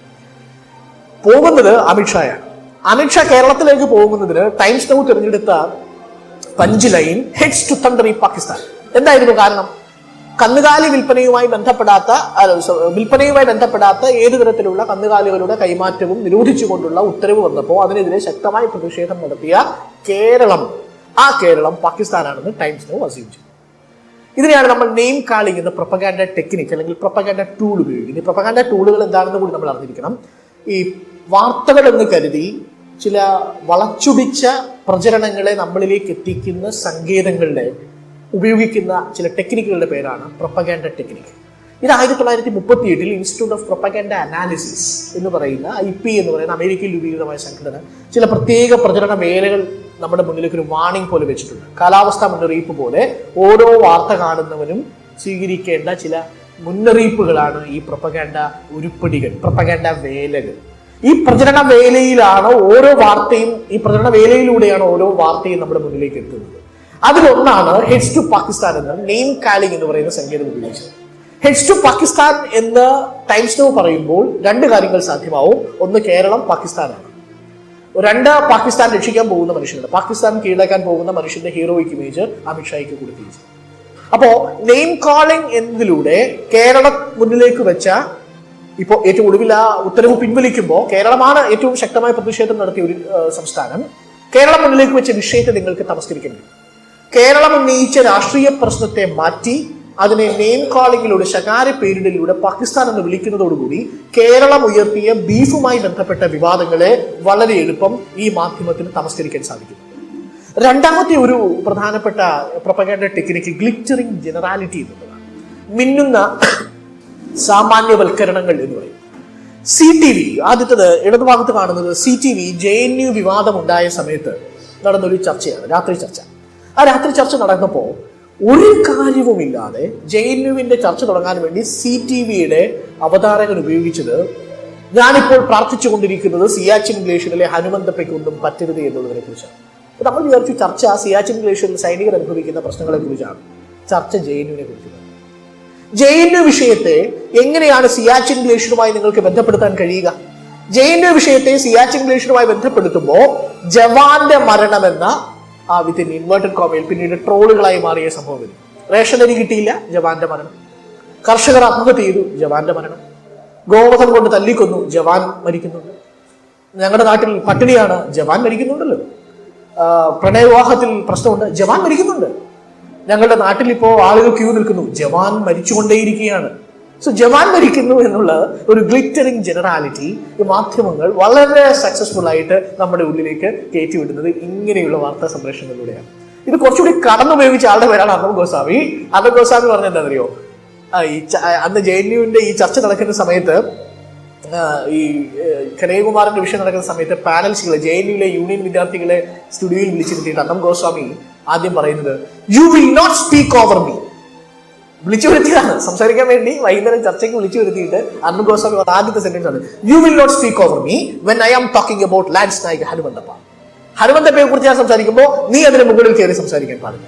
ഹനുമന്തപ്പയെ കുറിച്ചാണ്. അപ്പൊ പോളണ്ടിനെ കുറിച്ച് നമ്മൾ തൊട്ട് മുമ്പ് പറഞ്ഞതുപോലെ ഹനുമന്തപ്പയെ കുറിച്ച് ഞാൻ സംസാരിക്കുമ്പോൾ ജെയിനുവിനെ കുറിച്ച് പറയരുത്, ബീഫിനെ കുറിച്ച് പറയരുത്, പട്ടിണിയെ കുറിച്ച് പറയരുത്, രാഷ്ട്രത്തിൽ ഇത്ര ആളുകൾ മരിച്ചു എന്നുള്ളതിനെ കുറിച്ച് പറയരുത്. 3,24,000 ആളുകൾ 20 വർഷം കൊണ്ട് ആത്മഹത്യ ചെയ്തൊരു നാടാണ് ഇന്ത്യ. ആത്മഹത്യ ചെയ്തത് ജവാന്മാരല്ല, കർഷകരാണ്. 3,24,000 ആളുകൾ 20 വർഷങ്ങൾ കൊണ്ടാണ്. ഒരു വർഷം ശരാശരി 14,000-നും 15,000-നും ഇടയ്ക്ക് കർഷകർ ആത്മഹത്യ ചെയ്യുന്ന ഒരു രാജ്യത്തിന്റെ പേരാണ് ഇന്ത്യ. ഒരു വർഷം ശരാശരി മരിക്കുന്ന ജവാന്മാരുടെ എണ്ണം ഒന്ന് നോക്കിയാൽ രസകരമായിരിക്കും. 60-നും 70-നും ഇടയ്ക്കാണ്. 60-ഉം 70-ഉം ജവാന്മാർ മരിക്കുന്നത് എന്തുകൊണ്ടും കുഴപ്പമാണ്. പക്ഷേ 60-ഉം 70-ഉം മരിക്കുന്ന ജവാന്മാർ ദേശീയതയുടെ ഗ്ലിറ്ററിംഗ് ജനറാലിറ്റിയുടെ ഭാഗമായി ദേശീയതയുടെ സിംബലാവുകയും 14,000 മനുഷ്യർ അവന്റെ കാർഷിക നഷ്ടങ്ങൾ കൊണ്ട് ആത്മഹത്യ ചെയ്യുമ്പോൾ അവൻ ദേശീയതയുടെ പ്രതിനിധി അല്ലാതാവുകയും ചെയ്യുന്നതിൽ എന്തോ സാരമായ കുഴപ്പമുണ്ട്. സന്തോഷ് കുമാരി എന്ന് പറയുന്ന കുട്ടി മരിച്ചപ്പോഴും ഇതേ വാദമാണ് പറഞ്ഞത്. സന്തോഷ് കുമാരി എന്ന കുട്ടി ജാർഖണ്ഡിൽ സ്മിതോഗ എന്ന് പറയുന്ന ജില്ലയിൽ പട്ടിണി കിടന്ന് മരിച്ചപ്പോൾ വറ്റിനു വേണ്ടിയാണ് അവസാനത്തെ 3 വാക്കുകൾ പറഞ്ഞു എന്നാണ് റിപ്പോർട്ട് ചെയ്യപ്പെട്ടത്. എക്സാജറേറ്റഡ് ആണോ എന്നറിയില്ല. ഭക്ഷണം വേണം, അന്നം വേണം, അന്നം വേണം എന്നാണ് അത്രേ അവർ പറഞ്ഞത് ഹിന്ദി. അങ്ങനെ ഈ സന്തോഷ് കുമാരി മരിക്കാനുള്ള കാരണം അച്ഛൻ്റെ ആധാർ കാർഡ് റേഷൻ കടയുമായി ബന്ധിപ്പിക്കാത്തത് കൊണ്ടാണ്. ആധാർ കാർഡ് ബന്ധിപ്പിക്കാത്തത് കൊണ്ട് കുട്ടി മരിക്കുമ്പോൾ ചാനൽ പറയുന്നു ഈ രാജ്യം സിയാച്ചിൻ ഗ്ലേഷ്യറിൽ കാവൽ നിൽക്കുന്ന ഭടന്മാരെ കുറിച്ചോർത്ത് വിതുമ്പുകയാണ്. ആരാണ് സന്തോഷ് കുമാരിയെ കുറിച്ച് വിതുമ്പുക എന്നൊരു ചോദ്യം ഇവിടെയുണ്ട്. ആ പ്രശസ്തമായ പ്രയോഗം ഉണ്ടല്ലോ, to wipe out every tear from every eye of India. ഓരോ ഭാരതീയന്റെയും ഓരോ കണ്ണിലെയും ഓരോ കണ്ണുനീരും തുടച്ചു മാറ്റുക എന്നതാണ് ഇന്ത്യയുടെ പൊളിറ്റിക്കൽ പ്രോജക്റ്റിന്റെ ലക്ഷ്യമെന്ന് ഗാന്ധിജി പറയുന്നുണ്ട്. റിപ്പബ്ലിക് ആവുന്നതിന് തൊട്ട് മുമ്പുള്ള സന്ദർഭങ്ങളിൽ റിപ്പബ്ലിക് ആവാൻ കാണുന്നത് കഴിയാതെ പോയ മനുഷ്യനാണല്ലോ ഗാന്ധി. ഇവിടെ മൂന്നാമത്തെ ഒരു പ്രധാനപ്പെട്ട ഒരു പ്രൊപ്പഗാൻഡ ടെക്നിക്കിന്റെ പേരാണ് പ്ലെയിൻ ഫോക്സ് എന്ന് പറയുന്നത്. അതായത് ഈ 1920-ൽ വി ഡി സവർക്കർ ആ ഗ്രന്ഥം എഴുതുമ്പോൾ ഹിന്ദു അല്ലാത്തത് ആര്, അല്ലെങ്കിൽ ആരാണ് ഹിന്ദു എന്ന പുസ്തകത്തിലൂടെ തേടി പിടിക്കാൻ ശ്രമിക്കുമ്പോൾ അതൊന്നും ജനങ്ങളിലേക്ക് എത്തുന്നില്ല. ഗോൾവാൾക്കറും ഹെഡ്ഗേവാളും RSS സ്ഥാപിച്ചിട്ടും എത്തുന്നില്ല. ജനസംഖ്യയിലൂടെ ശ്യാമപ്രസാദ് മുഖർജിക്കും ഒന്നും ചെയ്യാൻ കഴിയുന്നില്ല. വിരാട് പുരുഷ സങ്കല്പത്തിലൂടെ ദീൻദയാൽ ഉപാധ്യായ അറിയുക പോലുമില്ല. ദീൻദയാൽ ഉപാധ്യായയുടെ സർക്കുലർ വന്നപ്പോൾ ഞങ്ങളുടെ സ്കൂളിലെ സോഷ്യൽ സയൻസിന്റെ ടീച്ചർ ആരുടെ പേരാണോ എന്തോ ഒരു പേര് പറഞ്ഞു, എന്തോ ഒരു കാര്യം ആലോചിക്കണമെന്ന് പറയുന്നു, അതൊന്നും മനസ്സിലായില്ല. ആരാണ്, ഏതാണ്, ഏതോ ഒരു ദേനോ ഏതോ ഒരു ദീനോ ഒക്കെയാണ്, ദീനം ദേഹ എന്തൊക്കെയാണ് സ്കൂളുകളിൽ തന്നെ പറയും. ഇത് വേണമെങ്കിൽ പറയാം, ഇത് നെഹ്റുവിന്റെ പ്രോജക്ട്, ഇന്ത്യ ഒരു നെഹ്റുവിന്റെ പ്രോജക്റ്റ് ആണെന്ന് കാണിക്കാൻ വേണ്ടി ആദ്യ കാലഘട്ടത്തിൽ ഉണ്ടാക്കിയ വിദ്യാഭ്യാസത്തിന്റെ മസ്തിഷ്ക പ്രക്ഷാളനം എന്നൊക്കെ നമുക്ക് പറയാം. സംഭവം എന്തെങ്കിലും ദീൻദയാൽ ഉപാധ്യായ ഇന്ത്യക്കാർക്ക് അറിയില്ല. ഇന്ത്യയിൽ ഹ്യൂമനിസം തീരെ അറിയില്ല. ഈ ഇരിക്കുന്ന ലിറ്ററേറ്റ് ആയ ഒരു സൊസൈറ്റിയിൽ പോലും വിരാട് പുരുഷ സങ്കല്പം എന്താണെന്ന് ചോദിച്ചാൽ വലിയ പിടിയൊന്നുമില്ല. അതിനേക്കാൾ കുറച്ചുകൂടി ഡയലക്ടിക്സ് അറിയാം, അത്രേ അറിയത്തുള്ളൂ. അതിനേക്കാൾ കൂടുതൽ ഡയലക്ടിക്സ് പറയാൻ സാധ്യതയില്ല. അപ്പോ ദീൻദയാൽ ഉപാധ്യായെ അറിയാത്ത നമുക്ക് ഇതെങ്ങനെയാണ് ഈ ഐഡിയോളജി പ്രവർത്തിക്കുന്നത് എന്ന് പറയുന്നത്. ഈ മാക്സ് പറഞ്ഞ ഒരു രസകരമായ ഒരു ഒബ്സർവേഷൻ ഉണ്ട്. ഒരു ഐഡിയോളജി എപ്പോഴും ഒരു ശക്തിയായി തീരുന്നത് ജനങ്ങളുമായി സാമ്യപ്പെടുമ്പോഴാണ്, ജനങ്ങളുടെ ഇടയിൽ പ്രവർത്തിക്കുമ്പോഴാണ്. ഈ വിരാട് പുരുഷനൊന്നും ജനങ്ങളുടെ ഇടയിൽ പ്രവർത്തിക്കില്ല. ഈ ഹിന്ദു എന്ന ആശയം പോലും പ്രവർത്തിക്കില്ല. ആശയം അടിസ്ഥാനമായി പ്രവർത്തിക്കുമ്പോൾ അതിനകത്ത് കാസ്റ്റിസം വരും. ദൈനംദിന ജീവിതത്തിന് ഒരു പ്രയോജനവും ഇല്ലാത്ത സംഭവത്തെ കൊണ്ട് അവർ മുന്നോട്ട് കൊണ്ടുപോകില്ല. കാര്യം കമ്മ്യൂണിറ്റി ലൈഫ് എന്ന് പറയുന്ന ഒരു കാര്യം ഹിന്ദു എന്ന് പറയുന്ന ഒരു കൺഗ്ലോമറേഷനിൽ ഇല്ല. മുസ്ലിങ്ങൾക്ക് കൊണ്ട് തന്നെ, മുസ്ലിങ്ങൾക്ക് ദൈനംദിന ജീവിതവുമായി ബന്ധപ്പെട്ട ഒരു കമ്മ്യൂണിറ്റി ലൈഫ് ഉണ്ട്. അത് വേറെ കുഴപ്പം പിടിച്ചാണ്, വേറെ കാര്യം. പ്ലെയിൻ ഫോക്സിന്റെ കാര്യത്തിൽ വരുമ്പോൾ എന്താ പ്രശ്നം എന്ന് ചോദിച്ചാൽ, ഈ പ്രത്യയശാസ്ത്രങ്ങളെ വളരെ കൃത്യമായും ജനങ്ങളുടെ ഇടയിൽ ഒരു ശക്തിയായിട്ട് ഉപയോഗിക്കാൻ ജനങ്ങൾ തിരിച്ചറിയുന്ന ഒരു സിമ്പൽ വേണം. ജനങ്ങൾ തിരിച്ചറിയുന്ന സിമ്പൽ അല്ല വിരാട് പുരുഷൻ. ജനങ്ങൾ ഇന്നവരെ കണ്ടിട്ടില്ലാത്ത സാധനമാണ് ആത്മാവ്. ജനങ്ങളുമായിട്ട് ഒരു ബന്ധവുമില്ലാത്ത സംഭവമാണ് പ്രകൃതി എന്നൊക്കെ പറയുന്ന സാധനം. അവർക്ക് പ്രകൃതി എന്നൊക്കെ പറഞ്ഞാൽ തൊട്ട് മുമ്പിൽ ഇരിക്കുന്ന കടലും മലയും കുന്നും ഒക്കെയാണ്. അല്ലാത്ത പ്രകൃതിയെ കുറിച്ചൊന്നും അവർക്ക് വലിയ സങ്കല്പങ്ങളൊന്നുമില്ല. പക്ഷെ പശു അങ്ങനല്ല. ദൈനംദിന ഉപജീവന മാർഗമായി പശുവിനെ ബന്ധിക്കുന്നതോടു കൂടിയാണ് ഇവർ മറ്റൊരു ഇതിനെ നമ്മൾ പറയുന്നത് തുല്യത നടിക്കൽ എന്നാണ്, പ്ലെയിൻ ഫോക്സ്. അങ്ങനെ ജനങ്ങളുടെ ഇടയിലേക്ക് ഒരു പ്രത്യയശാസ്ത്രത്തെ കൊണ്ട് ചെല്ലുന്ന സിമ്പിളാക്കി മാറ്റുന്നു. ഇത് ചർച്ച ചെയ്യുന്ന സമയത്താണ് തണ്ടറി പാകിസ്ഥാൻ എന്ന് വിളിക്കുന്നത്.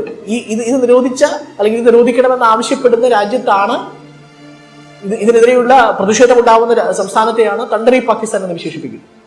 മറ്റൊരു പ്രധാനപ്പെട്ട ടൂൾ ഇലക്ട്രോണിക് മാധ്യമങ്ങൾ ഉപയോഗിക്കുന്നത് ഗിൽറ്റ് ടു ബൈ അസോസിയേഷൻ എന്നൊരു സാധനമാണ്. അത് ഫാലസിയാണ്, ഗിൽറ്റ് ടു ബൈ അസോസിയേഷൻ. ഈ ടൈംസ് നൗവിലെ ചർച്ചയിൽ അർണബ് ഗോസ്വാമി പറയുന്നൊരു വാചകമുണ്ട്, you are more dangerous to this country than Maoist and terrorists. Umar ഖാലിദിനെയൊക്കെ വിളിച്ചിരുത്തി ചർച്ച നടക്കുന്ന സമയത്ത് അർണം ഗോസ്വാമി പറയുകയാണ്, you are more dangerous to this country than Maoist.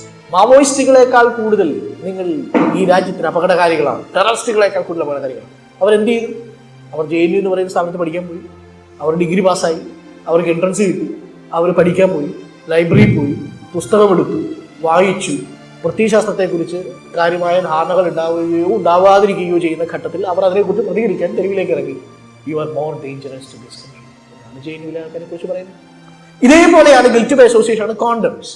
Condom ഉപയോഗിക്കുന്ന സ്ഥലമാണെന്ന് പറയും JNU. നിങ്ങൾ എങ്ങനെയാണ് ലൈബ്രറി, വളരെ മനോഹരമായ ലൈബ്രറി, JNU പരിസരത്ത് പോയിട്ടുള്ളവർക്ക് നിങ്ങൾക്കറിയാം, അവിടുത്തെ ലൈബ്രറി ലൈഫ്, അവരുടെ വിദ്യാർത്ഥികളുടെ പ്രത്യയശാസ്ത്ര പ്രശ്നങ്ങൾ എന്തോ ആവട്ടെ, വളരെ മികച്ച വായനാന്തരീക്ഷവും പ്രതികരണാന്തരീക്ഷവും ഉള്ളൊരു സമൂഹമാണ് JNUവിലുള്ളത്. അവിടെ കോണ്ടം നിക്ഷേപിക്കുന്ന സ്ഥലമാണെന്ന് പറയുമ്പോൾ ഗിൽറ്റ് ബൈ അസോസിയേഷൻ ടെക്നിക്കാണ് ഉപയോഗിക്കുന്നത്. ചാനലിൽ ഒരു 1000 തവണ ഇത് ആവർത്തിക്കുമ്പോൾ JNUവിലേക്ക് മകനെ വിടണോ വേണ്ടോ എന്നൊരു ആശങ്കയിലാവും ശരാശരി മലയാളിയായിട്ടുള്ളൊരു കുട്ടി. ഇത് ഗിൽറ്റ് ബൈ അസോസിയേഷനിലൂടെ സംഭവിക്കുന്നതാണ്. ബാൻ വാൻ എന്ന് പറയുന്ന മറ്റൊരു ടെക്നിക്കാണ് ഞാൻ നേരത്തെ സൂചിപ്പിച്ച the nation still wants to know. ഈ രാജ്യം അറിയാൻ ആഗ്രഹിക്കുന്നു. ഈ രാജ്യത്തിന്റെ രൂപപ്പെടലിനെ കുറിച്ച് പറഞ്ഞു. ഇത് ഏത് രാജ്യത്തെ കുറിച്ചാണ് അർണം ഗോസ്വാമി പറയുന്നത്? Whether this is republic Indian റിപ്പബ്ലിക്കിനെ കുറിച്ചാണോ പറയുന്നത്? ഇന്ത്യൻ റിപ്പബ്ലിക്കിനാണെങ്കിൽ അത് ടൈംസ് നൗവിലൂടെ അറിയേണ്ട ആവശ്യമില്ല. ഇന്ത്യൻ റിപ്പബ്ലിക്കിന് പകരം ഹിന്ദു നേഷൻ എന്ന നേഷൻ ആണെങ്കിൽ nation wants to know. The Hindu nation wants to know. Arnab ഗോസ്വാമിയുടെ നേഷൻ ഹിന്ദു നേഷൻ ആണ് എന്നുള്ള കാര്യത്തിൽ യാതൊരു സംശയമില്ല ആർക്കും. ഇതാണ് ടെസ്റ്റിമോണിയൽസ് പറയുന്നത്. ടെസ്റ്റിമോണിയൽസും കൂടി വരുന്ന സമയത്ത് ടെസ്റ്റിമോണിയൽസ് എന്ന് പറയുന്നത് നമ്മൾ പറഞ്ഞാലൊന്നും കേൾക്കില്ല, പക്ഷേ അപ്പീൽ ടു അതോറിറ്റി എന്ന ഫാലസിയാണ്. നിങ്ങൾ കുറച്ചുകൂടി ഉയർന്ന സ്ഥാപനം അവർ സാക്ഷ്യപ്പെടുത്തിയാൽ അതിന് സാധ്യതയുണ്ട്. സുപ്രീം കോടതിയുടെ വെർഡിക്റ്റ് പരസ്യ ക്യാമ്പയിൻ ചെയ്ത ചാനലാണ് Republic. National anthem first. Supreme കോടതിയുടെ വെർഡിക്റ്റ് വരുന്ന സമയത്ത് ടൈംസ് നൗവിൽ അടിച്ചു വന്ന സ്ക്രോളാണ് national anthem first, no compromise. ഇത് ചാനലിന്റെ ചർച്ച ചെയ്യാൻ വേണ്ടി ഇരിക്കുന്നേ ഉള്ളൂ. നാഷണൽ ആന്തം പാടുമ്പോൾ എഴുന്നേറ്റ് നിൽക്കണോ വേണ്ടയോ എന്ന് ചർച്ച ചെയ്യാൻ വേണ്ടി വിളിച്ച ചാനലിന്റെ സ്ക്രോൾ പോകുന്നത് നാഷണൽ ആന്തം ഫസ്റ്റ് എന്നാണ്. സോ ഇതൊരു ഇലക്ട്രോണിക് മാധ്യമങ്ങൾ ഉള്ളിൽ ഒരു ഫാസിസ്റ്റ് സ്വഭാവത്തോടു കൂടി ചർച്ചയ്ക്ക് വിളിക്കുന്നത്. ഈ ഒരു ഫാസിസ്റ്റ് എങ്ങനെയാ ചർച്ച ചെയ്യുക? ഒരു ഫാസിസ്റ്റ് ചർച്ച എന്ന് പറയുന്നത് ഇങ്ങനെ ഇരിക്കും. അതായത് നിങ്ങൾ ചർച്ച ചെയ്യാൻ നിങ്ങളെ വിളിക്കും, പക്ഷെ നിങ്ങൾ മിണ്ടരുത്, ഞാൻ നിങ്ങളുടെ മേലിൽ കാര്യങ്ങൾ അടിച്ചേൽപ്പിക്കും. ആദ്യം നമ്മൾ തീരുമാനിച്ചു കഴിഞ്ഞു, വിധി പ്രഖ്യാപിച്ചു കഴിഞ്ഞു, നാഷണൽ ആന്തം ഫസ്റ്റ്. ഇത് സ്ഥിരീകരിക്കപ്പെട്ടതാണോ എന്ന് എനിക്കറിയില്ല. 2 ആശയങ്ങളുണ്ട്, രീതിയിൽ കാണാറുണ്ട്. 1947 ഓഗസ്റ്റ് മാസം 29-ാം തീയതി മഹാത്മാഗാന്ധി നാഷണൽ ആന്തം പ്ലേ ചെയ്തപ്പോൾ എഴുന്നേറ്റില്ല എന്നൊരു വാർത്തയുണ്ട്. അത് നാഷണൽ ആന്തം ആണോ നാഷണൽ സോങ് എന്ന് പറയാൻ പോലും കഴിയില്ല, വന്ദേമാതരമാണോ എന്ന് സംശയമുണ്ട്. പക്ഷെ എന്താണെങ്കിലും അതിനൊടുവിൽ ഗാന്ധിജി പറഞ്ഞൊരു വാചകമുണ്ട്, ഈ ദേശീയ ഗാനം ദേശീയ ഗീതമൊക്കെ എടുക്കുമ്പോൾ എഴുന്നേറ്റ് നിൽക്കുന്നത് പഴഞ്ചൻ ഏർപ്പാടാണ് എന്നാണ് രാഷ്ട്രപിതാവായ ഗാന്ധിജി പോലും 1947 പറഞ്ഞത്. അപ്പോഴാണ് അർണം ഗോസ്വാമി പറയുന്നത് national anthem first, no compromise എന്ന ടെസ്റ്റിമോണിയൽ ഉപയോഗിക്കുന്നത്. ഇവിടെയാണ് ഞാൻ ഈ പറഞ്ഞ കാര്യങ്ങൾ കൂടി നമ്മൾ കൺക്ലൂഡ് ചെയ്യാൻ പോകുന്നത്. അപ്പൊ ചുരുക്കത്തിൽ പാകിസ്ഥാന്റെ തലവേദന എന്നുള്ളത്, എങ്ങനെയാണ് പാകിസ്ഥാന്റെ തലവേദനയിലേക്ക് അർണം ഗോസ്വാമി എത്തിയത് എന്നുള്ളത് യൂറോപ്പിന്റെ ചരിത്രത്തിലൂടെ, ദേശരാഷ്ട്രങ്ങൾ നിർമ്മിക്കപ്പെട്ട ഇന്ത്യൻ പരിസരത്തിലൂടെ ഈ ഹിന്ദുത്വ എന്ന് പറയുന്ന ആശയം വന്ന 1920-കൾക്ക് ശേഷം സജീവമായ ഇലക്ട്രോണിക് മാധ്യമങ്ങൾ വഹിച്ച പങ്കിന്റെ അടിസ്ഥാനത്തിലൂടെ നമുക്ക് വിശദീകരിക്കാൻ കഴിയുമോ എന്നുള്ളതാണ്. അപ്പൊ നമ്മൾ ചോദിക്കുന്ന ചോദ്യം, നമ്മുടെ ഈ ഗുപ്തനും അപ്പുറത്തേക്ക് ഇൻഡസ് സിവിലൈസേഷനിലേക്ക് നമ്മൾ പോയാൽ ആ സിന്ധു നദീതട സംസ്കാരം ഇപ്പോൾ എവിടെയാണ് സാർ എന്ന് നമ്മൾ അർണം ഗോസ്വാമിയോട് തിരിച്ചു ചോദിച്ചാൽ അർണം ഗോസ്വാമി പറയും, അത് ഇന്ത്യയിലല്ലല്ലോ, തലവേദനയുള്ള പാകിസ്ഥാനിലാണ്. കാര്യം സിന്ധു നദീതട സംസ്കാരത്തിന്റെ ജോഗ്രഫിക്കൽ ടെറിട്ടറിയുടെ 87% ഇരിക്കുന്നു പാകിസ്ഥാനിലാണ്. അത് ഇന്ത്യയിലെ സിന്ധു നദിയേക്കാൾ പാകിസ്ഥാന്റെ ഗോവൽ എന്ന് പറയുന്ന നദിക്കായിരിക്കും ഇപ്പോൾ കൂടുതൽ ഇണങ്ങി ചെയ്യുക. ഇന്ത്യയിൽ ജനഗണമനയിലുള്ള സിന്ധു പോലും പാകിസ്ഥാനിലാണ്. എന്നിട്ട് പാകിസ്ഥാനിന്റെ തലവേദനയാണ് നമ്മളെന്ന് പറയുമ്പോൾ എന്ത് ആശയമാണ് പ്രചരിപ്പിക്കാൻ ശ്രമിക്കുന്നത് എന്ന വളരെ പ്രധാനപ്പെട്ട ചോദ്യം ഉണ്ടാകുന്നത് ഇവിടെയാണ്. ചുരുക്കത്തിൽ ബെനഡിക്ട് ആൻഡേഴ്സൺ പറയുന്നത് പോലെ ഒരു കാലഘട്ടത്തിൽ അച്ചടി മാധ്യമങ്ങൾ ഒരു ദേശീയത എന്നൊരു സഹജബോധം സമൂഹത്തിൽ ഉണ്ടാക്കാൻ ശ്രമിച്ചുവെങ്കിൽ ഇലക്ട്രോണിക് മാധ്യമങ്ങൾ വളരെ വേഗത്തിൽ, അതിന്റെ 10 മടങ്ങ് ശരവേഗത്തിൽ അത്തരം ബോധങ്ങളെ നിരന്തരം നമ്മൾ ഉൽപ്പാദിപ്പിച്ചുകൊണ്ടിരിക്കുന്നു. അതിനുള്ള വിവിധ പ്രചരണ സങ്കേതങ്ങൾ ഉപയോഗിക്കുന്നതിന്റെ തെളിവായി നമുക്കിതിനെ കാണാൻ സാധിക്കും. അതെപ്പോഴും നിൽക്കുന്നത് ചാൾസ് ഡീഗൾ പറയുന്നത് പോലെ ശത്രുവിന്റെ മുഖം മുന്നിൽ കണ്ടാൽ മാത്രമേ നാഷണലിസത്തിന് നിൽക്കാൻ കഴിയും. ശത്രു എന്നുള്ളത് നാഷണലിസത്തിന്റെ പ്രാഥമിക യുക്തിയാണ്. നാഷണലിസം നിലനിൽക്കണമെങ്കിൽ അത് ആവശ്യമുണ്ട്. നമ്മൾ കരുതുന്ന പോലെ അത്ര ബെനവലന്റ് ആയ നന്മ ജനോപകാരപ്രദമായ ഒരു ആശയമല്ല നാഷണലിസം എന്ന് പറയാൻ വേണ്ടിയാണ് ഇത്രയും ഞാൻ പറഞ്ഞത്. ആ നാഷണലിസം എന്നുള്ളത് പാകിസ്ഥാന്റെ മൈഗ്രെയിനെ കാണാതെ കഴിയില്ല. ഇന്ന് പാകിസ്ഥാന്റെ മൈഗ്രെയിൻ ആണ്, നാളെ പാകിസ്ഥാൻസ് മൈഗ്രെയിൻ ആയിരിക്കില്ല ടി വി ടാഗ്ലൈൻ ഇടുക, ഇസ്ലാമിക് മൈഗ്രെയിൻ, നാളെ ക്രിസ്ത്യൻ മൈഗ്രെയിൻ, പിന്നെ കമ്മ്യൂണിസ്റ്റ് മൈഗ്രെയിൻ, റാഷണലിസ്റ്റ് മൈഗ്രെയിൻ, യുക്തിവാദികളുടെ തലവേദന എന്ന് ശാലോം ചാനൽ ഇടുന്നത് പോലെയാണ് പാകിസ്ഥാന്റെ തലവേദന ഇന്ത്യയുടെ എഴുതുന്നത്. ഇതിന് പിന്നിലുള്ള യുക്തി ദ്വന്ദ്വ നിർമ്മിതിയാണ്, അപരനിർമ്മിതിയാണ്. അല്ലെങ്കിൽ നീ അപരനും ഞാൻ ഹീറോയുമാണ്, നീ വില്ലനും ഞാൻ ഹീറോയുമാണ്. വില്ലനെ കാണാതെ നിൽക്കാൻ കഴിയില്ല. അതുകൊണ്ടാണ് ടാഗോർ 1917 3 വ്യത്യസ്ത ദേശീയതകളെ കുറിച്ച് പഠിച്ചിട്ട് എഴുതിയത്, എന്തൊക്കെ പറഞ്ഞാലും മാനവികത അല്ലെങ്കിൽ ഹ്യൂമാനിറ്റിയാണ് എൻ്റെ അവസാനത്തെ റെഫ്യൂജി, നാഷണലിസമോ പെട്രിയോട്ടിസമോ എൻ്റെ ആത്മീയ അഭയസ്ഥാനമല്ല എന്ന് പറഞ്ഞതിന്റെ കാരണമാണ്. സോ പാകിസ്ഥാൻസ് മൈഗ്രെയിൻ എന്ന് അർണബ് ഗോസ്വാമിക്ക് പറയാം, പക്ഷേ പാകിസ്ഥാന് കൊടുക്കാനുള്ള 55 കോടിക്ക് വേണ്ടി സത്യാഗ്രഹം അനുഷ്ഠിച്ച ഒരു മനുഷ്യൻ രാഷ്ട്രപിതാവായി കരുതപ്പെടുന്ന ഒരു രാഷ്ട്രത്തിന് അത് കഴിയില്ല എന്നുള്ളതാണ് എൻ്റെ വാദത്തിന്റെ പ്രധാനപ്പെട്ട കാര്യം. കാരുണ്യത്തിന്റെ നിറകുടമായ പൈതൃക രാജ്യത്തിന്റെ ഈ മുടിയനായ പുത്രനെ ഈ ജയിലിൽ നിന്ന് വിടുകയാണെങ്കിൽ ബ്രിട്ടീഷ് മൂല്യങ്ങളെ പിൻപറ്റുന്ന ഒരു വലിയ തലമുറയെ ഞാൻ സമ്മാനിക്കാം. രണ്ടാമത്തെ കത്തിലാണ്. ആരാണ് ഹിന്ദു? ഈ ഒന്നാം സ്വാതന്ത്ര്യ സമരത്തിന്റെ സമയത്ത് എങ്ങനെയാണ് ഗുപ്തന്റെ കാലഘട്ടം ചതിച്ചതെന്ന് പറയുന്ന പോലെ സവർക്കർ എന്ത് ചെയ്തു എന്നുള്ളതിന്റെ ചോദ്യമാണ്. സവർക്കർ ഇന്ന് പാർലമെന്റിലുണ്ട്, അതാണ് ഏറ്റവും രസകരമായ കാര്യം. ഓക്കെ സർ, ഈ ഗൂർഖ റെജിമെന്റും ആസാം റൈഫിൾസും പ്രാദേശികമായിട്ട് വിവിധ റെജിമെന്റുകളായി അവരുടെ എത്തിനിസിറ്റിയുടെ അടിസ്ഥാനത്തിൽ റെജിമെന്റുകളെ ക്രിയേറ്റ് ചെയ്യുമ്പോൾ അതിനൊരു ഗുണമുണ്ടോ എന്നൊരു ചോദ്യമുണ്ട്. അതൊരു ഗുണം എന്ന് പറയുന്നത്, നിങ്ങൾക്ക് ഇന്ത്യ മഹാരാജ്യത്തെ ഏതെങ്കിലും ഒരു ഹിന്ദു രാഷ്ട്ര തലവന് വിചാരിച്ചാൽ ഇന്ത്യൻ സേനയുടെ പൂർണ്ണമായിട്ടുള്ള കമാൻഡ് കിട്ടുമോ എന്നൊരു ചോദ്യം. അതായത് വളരെ സിമ്പിളായി പറഞ്ഞാൽ 2025 ആകുമ്പോഴേക്കും RSSന്റെ തലവൻ ഇന്ത്യൻ പ്രസിഡന്റ് ആയാൽ നാളെ ഇന്ത്യയിലെ തന്നെ ഒരു പാകിസ്ഥാനെതിരെ വളരെ റിലീജിയസ് ആയ ഒരു മൂവ്മെന്റ് നടത്താൻ ആഹ്വാനം ചെയ്താൽ ആസാം റൈഫിൾസും ഗൂർഖ റെജിമെന്റും ഈ പറയുന്ന കാസ്റ്റ് ഗ്രൂപ്പിൽപ്പെട്ട റെജിമെന്റുകളും എങ്ങനെയായിരിക്കും അതിനെ പ്രതികരിക്കുക എന്നുള്ളതിനെ കുറിച്ച് ഒരു പഠനത്തിന് സാധ്യതയുണ്ട്. എനിക്കതിനെക്കുറിച്ച് ഇപ്പോഴും വ്യക്തമായ ചിത്രമില്ല. ഈ ഗൂർഖ റെജിമെന്റിനും ഇതിനെയൊക്കെ ജാതീയമായ എത്തിനിസിറ്റിയെ അതിജീവിച്ചുകൊണ്ടാണോ ഇനി നേരത്തെ അങ്ങ് സൂചിപ്പിച്ച പോലെ പട്ടാളത്തിന് ട്രെയിനിങ് കൊടുക്കുന്നത്? അങ്ങനെയൊക്കെ തന്നെയാണ് ട്രെയിനിങ് കൊടുക്കുന്നത്.